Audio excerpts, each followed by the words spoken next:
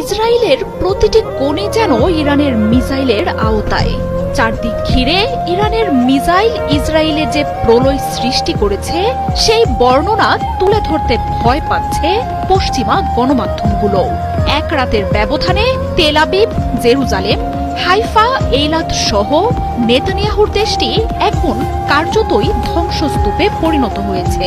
হাইফার তেল শোধনাগার থেকে শুরু করে তেল আবিবের বিদ্যুৎ কেন্দ্র, ইরানের ক্ষেপণাস্ত্রে এখন চারদিকে শুধু মৃত্যু আর ধ্বংসের চিহ্ন। ইরানের ক্ষমতাকে যেন ছোট করেই দেখাতে চেয়েছিলেন নেতানিয়াহু। বড়াই ছিল নিজের আকাশ প্রতিরক্ষা ব্যবস্থা নিয়েও। কিন্তু ইরান যখন সত্যিকারের আক্রমণ শুরু করলো, কাজে এলো না তার কোনো কিছুই। ইসরায়েলের প্রতিটি কোণেই আছড়ে পড়ছে ইরানের ক্ষেপণাস্ত্র। রবিবার পেতাহ টিকভা শহরে মিসাইলের আঘাতে ভেঙে পড়েছে বহুতল অনেক ভবন। বেশ কয়েকজনের মরদেহ উদ্ধারের পাশাপাশি ধ্বংসস্তূপের নিচে নিখোঁজদের সন্ধানে চলছে তল্লাশি। ক্ষেপণাস্ত্র আঘাত হেনেছে দেশটির বিদ্যুৎ কেন্দ্রে। ইসরায়েলের মধ্যাঞ্চল এখন ঢেকে গেছে অন্ধকারে। বিদ্যুৎ ফেরাতে জরুরি সেবাকর্মীরা কাজ করছে বলে বার্তা দিয়েছে প্রশাসন। তবে একদিকে অন্ধকারে ঢেকে যাওয়া শহর, আর আরেকদিকে রাতের আকাশ আলোকিত করা একের পর এক মিসাইলের আঘাতে ইসরায়েলিরা এখন গাজার পরিস্থিতি যেন টের পাচ্ছেন।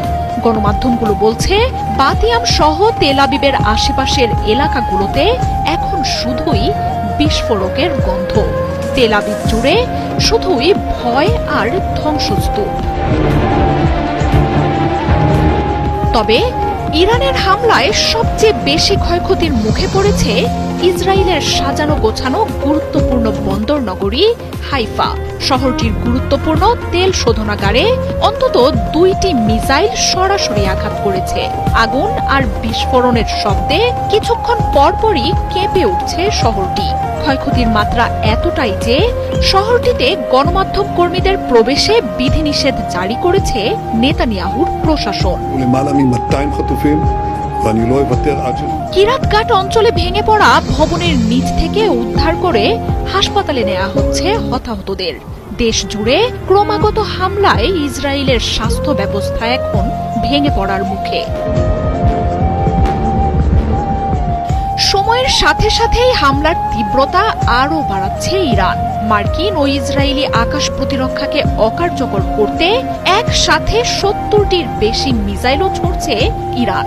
যুক্তরাষ্ট্র যদি ইসরায়েলকে রক্ষায় মধ্যপ্রাচ্যের সব শক্তি ব্যবহার না করত, তবে এই সময়ে মিশেই যেত নেতানিয়াহুর দেশটি। এরপরও এমন ব্যাপক ক্ষয়ক্ষতিতে ইসরায়েলকে বাঁচাতে আরও প্রতিরক্ষা পাঠাতে শুরু করেছে ট্রাম্প প্রশাসন।